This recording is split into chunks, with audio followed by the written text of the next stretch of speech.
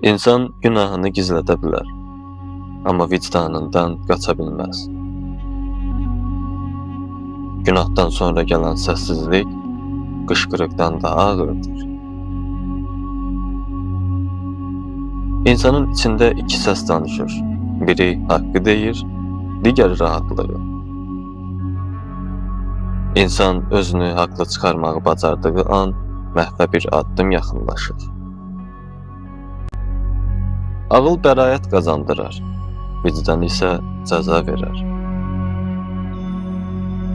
Əzab çəkməyən insan özünü dərk edə bilməz. İnsan ağrı içində daha dürüst olur.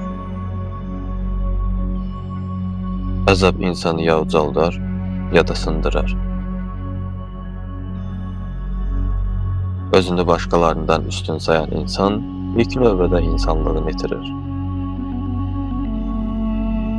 Azadlıq məsuliyyətsiz olanda cinayətə çevrilir.